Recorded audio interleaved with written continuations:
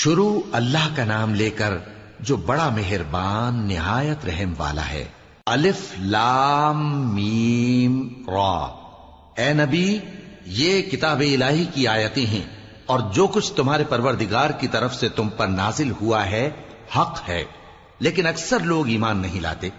اللہ وہی تو ہے جس نے ستونوں کے بغیر آسمان جیسا کہ تم دیکھتے ہو اتنے اونچے بنائے، پھر عرش پر جلوہ افروز ہوا اور سورج اور چاند کو کام میں لگا دیا۔ ہر ایک میعاد معین تک گردش کر رہا ہے۔ وہی دنیا کے کاموں کا انتظام کرتا ہے۔ اس طرح وہ اپنی آیتیں کھول کھول کر بیان کرتا ہے کہ تم اپنے پروردگار کے روبرو جانے کا یقین کرو۔ اور وہی ہے جس نے زمین کو پھیلایا اور اس میں پہاڑ اور دریا پیدا کیے اور ہر طرح کے میووں کی دو دو قسمیں بنائیں۔ وہی رات کو دن کا لباس پہناتا ہے۔ غور کرنے والوں کے لیے اس میں بہت سی نشانیاں ہیں۔ اور زمین میں کئی طرح کے قطعات ہیں ایک دوسرے سے ملے ہوئے، اور انگور کے باغ اور کھیتی اور کھجور کے درخت، بعض کی بہت سی شاخیں ہیں اور بعض کی اتنی نہیں ہوتی، باوجود کہ پانی سب کو ایک ہی ملتا ہے۔ اور ہم بعض میووں کو بعض پر لذت میں فضیلت دیتی ہیں، اور اس میں سمجھنے والوں کے لیے بہت سی نشانیاں ہیں۔ اگر تم عجیب بات سننی چاہو تو کافروں کا یہ کہنا عجیب ہے کہ جب ہم مر کر مٹی ہو جائیں گے تو کیا اثر نو پیدا ہوں گے؟ یہی لوگ ہیں جو اپنے پروردگار سے منکر ہوئے ہیں، اور یہی ہیں جن کی گردنوں میں طوق ہوں گے، اور یہی اہل دوزخ ہیں کہ ہمیشہ اس میں جلتے رہیں گے۔ اور یہ لوگ بھلائی سے پہلے تم سے برائی جلدی سے مانگتے ہیں، یعنی طالب عذاب ہیں، حالانکہ ان سے پہلے عذاب واقع ہو چکے ہیں۔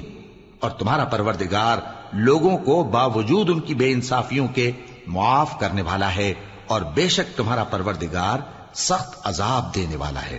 اور کافر لوگ کہتے ہیں کہ اس پیغمبر پر اس کے پروردگار کی طرف سے کوئی نشانی کیوں نازل نہیں ہوئی؟ اے نبی، تم تو صرف خبردار کرنے والے ہو، اور ہر ایک قوم کے لیے رہنما ہوا کرتا ہے۔ اللہ ہی اس بچے سے واقف ہے جو عورت کے پیٹ میں ہوتا ہے، اور وہی پیٹ کے سکڑنے اور بڑھنے سے بھی واقف ہے، اور ہر چیز کا اس کے ہاں ایک اندازہ مقرر ہے۔ وہ چھپی اور ظاہر چیزوں کا جاننے والا ہے، سب سے بزرگ ہے، عالی رتبہ ہے۔ کوئی تم میں سے چپکے سے بات کہے یا پکار کر، یا رات کو کہیں چھپ جائے یا دن کی روشنی میں کھلم کھلا چلے پھرے، اللہ کے نزدیک برابر ہے۔ اس کے آگے اور پیچھے اللہ کے چوکیدار ہیں جو اللہ کے حکم سے اس کی نگرانی کرتے ہیں۔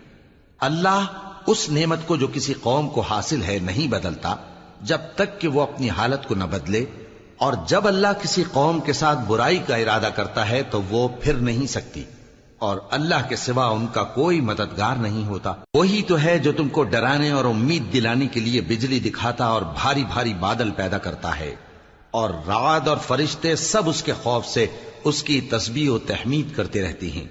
اور وہی بجلیاں بھیجتا ہے، پھر جس پر چاہتا ہے گرا بھی دیتا ہے، جبکہ وہ اللہ کے بارے میں جھگڑتے ہیں، اور وہ بڑی قوت والا ہے۔ کام کا پکارنا تو اسی کا ہے، اور جن کو یہ لوگ اس کے سوا پکارتے ہیں وہ ان کی پکار کو کسی طرح قبول نہیں کرتے، مگر اس شخص کی طرح جو اپنے دونوں ہاتھ پانی کی طرف پھیلا دے تاکہ دور ہی سے اس کے منہ تک آ پہنچے، حالانکہ وہ اس تک کبھی بھی نہیں آ سکتا۔ اور اسی طرح کافروں کی پکار بیکار ہے۔ اور جتنی مخلوقات آسمانوں اور زمین میں ہے، خوشی سے یا ناخوشی سے اللہ کے آگے سجدہ کرتی ہے، اور ان کے سائے بھی صبح و شام سجدے کرتے ہیں۔ ان سے پوچھو کہ آسمانوں اور زمین کا پروردگار کون ہے؟ تم ہی کہہ دو کہ اللہ۔ ان سے کہو کہ کیا تم نے اللہ کو چھوڑ کر ایسے لوگوں کو کارساز بنایا ہے جو خود اپنے نفع و نقصان کا بھی اختیار نہیں رکھتے؟ کہو کیا اندھا اور آنکھوں والا برابر ہیں، یا اندھیرا اور اجالا برابر ہو سکتا ہے؟ بھلا ان لوگوں نے جن کو اللہ کا شریک مقرر کیا ہے، کیا انہوں نے اللہ کسی مخلوقات پیدا کی ہے جس کے سبب ان کے لیے مخلوقات مشتبہ ہو گئی ہے؟ کہہ دو کہ اللہ ہی ہر چیز کا پیدا کرنے والا ہے، اور وہ یکتا ہے، بڑا زبردست ہے۔ اسی نے آسمان سے مے برسایا، پھر اس سے اپنے اپنے اندازے کے مطابق نالے بہہ نکلے، پھر پانی پر پھولا ہوا جھاگ آ گیا، اور جس چیز کو زیور یا کوئی اور سامان بنانے کے لیے آگ میں تپاتے ہیں اس میں بھی ایسا ہی جھاگ ہوتا ہے. اس طرح اللہ حق و باطل کی مثال بیان فرماتا ہے. سو جھاگ تو سوکھ کر زائل ہو جاتا ہے اور پانی جو لوگوں کو فائدہ پہنچاتا ہے وہ زمین میں ٹھہرا رہتا ہے. اس طرح اللہ صحیح اور غلط کی مثالیں بیان فرماتا ہے تاکہ تم سمجھو. جن لوگوں نے اللہ کے حکم کو قبول کیا ان کی حالت بہت بہتر ہوگی، اور جنہوں نے اس کو قبول نہ کیا اگر روئے زمین کے سب خزانے ان کے اختیار میں ہوں تو وہ سب کے سب اور ان کے ساتھ اتنے ہی اور نجات کے بدلے میں صرف کر ڈالیں، مگر نجات کہاں؟ ایسے لوگوں کا حساب بھی برا ہوگا اور ان کا ٹھکانہ بھی دوزخ ہے، اور وہ بری جگہ ہے.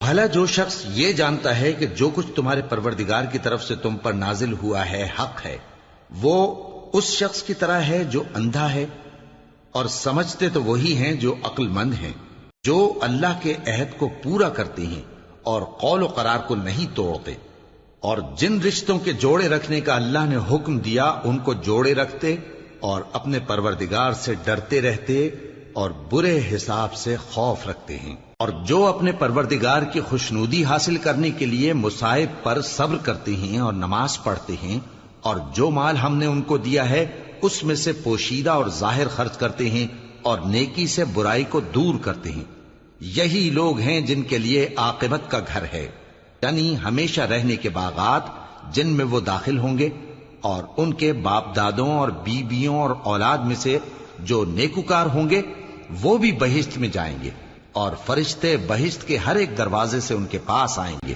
اور کہیں گے تم پر سلام ہو، یہ تمہاری ثابت قدمی کا بدلہ ہے، اور عاقبت کا گھر خوب گھر ہے.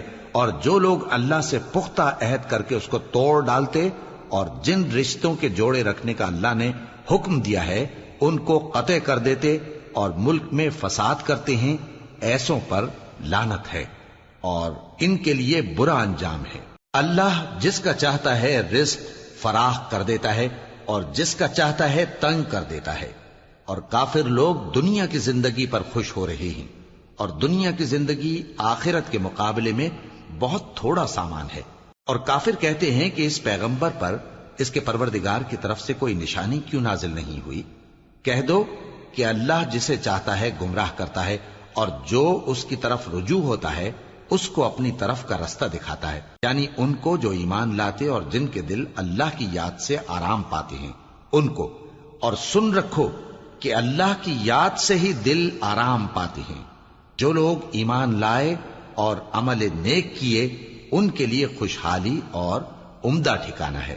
جس طرح ہم پہلے پیغمبر بھیجتے رہے ہیں اسی طرح اے نبی ہم نے تم کو اس امت میں جس سے پہلے بہت سی امتیں گزر چکی ہیں بھیجا ہے، تاکہ تم ان کو وہ کتاب جو ہم نے تمہاری طرف بھیجی ہے پڑھ کر سنا دو. اور یہ لوگ رحمان کو نہیں مانتے.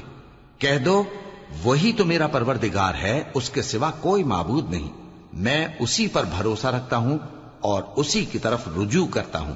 اور اگر کوئی قرآن ایسا ہوتا کہ اس کی تاثیر سے پہاڑ چل پڑتے یا زمین پھٹ جاتی یا مردوں سے کلام کر سکتے تو کیا یہ لوگ ایمان لے آتے؟ بات یہ ہے کہ سب باتیں اللہ کے اختیار میں ہیں. تو کیا مومنوں کو اس سے اطمینان نہیں ہوا کہ اگر اللہ چاہتا تو سب لوگوں کو ہدایت کے رستے پر چلا دیتا؟ اور کافروں پر ہمیشہ ان کے اعمال کے بدلے آفت آتی رہے گی یا ان کے مکانات کے قریب نازل ہوتی رہے گی یہاں تک کہ اللہ کا وعدہ آ پہنچے. بے شک اللہ وعدہ خلاف نہیں کرتا. اور تم سے پہلے بھی رسولوں کے ساتھ تمسخر ہوتے رہے ہیں تو میں نے کافروں کو مہلت دی، پھر میں نے ان کو پکڑ لیا. سو دیکھ لو کہ میرا عذاب کیسا رہا. تو کیا وہ جو ہر شخص کے اعمال کا نگراں و نگہبان ہے وہ بتوں کی طرح بے علم و بے خبر ہو سکتا ہے؟ اور ان لوگوں نے اللہ کے شریک مقرر کر رکھے ہیں. ان سے کہو کہ ذرا ان کے نام تو لو. کیا تم اسے ایسی چیزیں بتاتے ہو جو روئے زمین پر ہیں اور اسے معلوم نہیں، یا تم لوگ محض سطحی بات کی تقلید کرتے ہو؟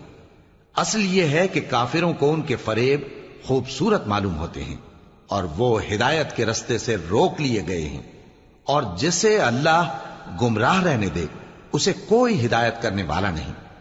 ان کو دنیا کی زندگی میں بھی عذاب ہے اور آخرت کا عذاب تو بہت ہی سخت ہے.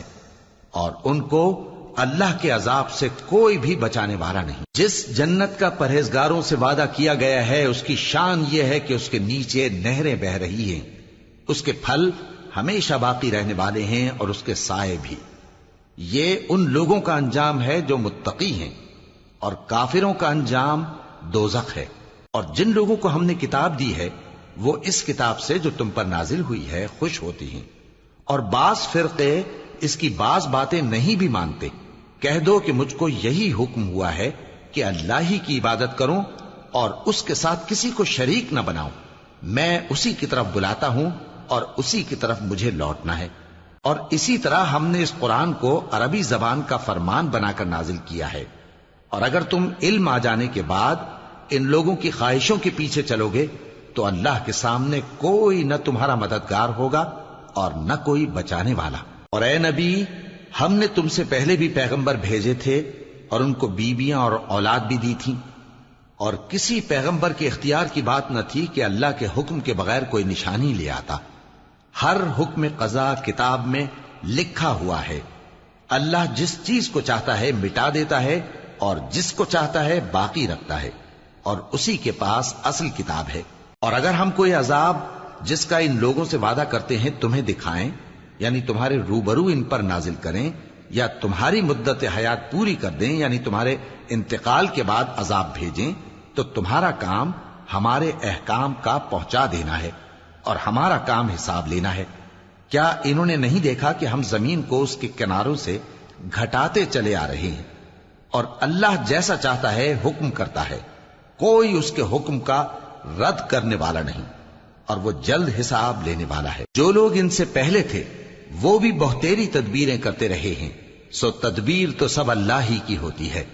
ہر شخص جو کچھ کر رہا ہے اللہ اسے جانتا ہے، اور کافر جلد معلوم کر لیں گے کہ آخرت میں اچھا انجام کس کے لیے ہوتا ہے۔ اور کافر لوگ کہتے ہیں کہ تم پیغمبر نہیں ہو۔ کہہ دو کہ میرے اور تمہارے درمیان اللہ اور وہ شخص جس کے پاس کتاب آسمانی کا علم ہے بطور گواہ کافی ہے۔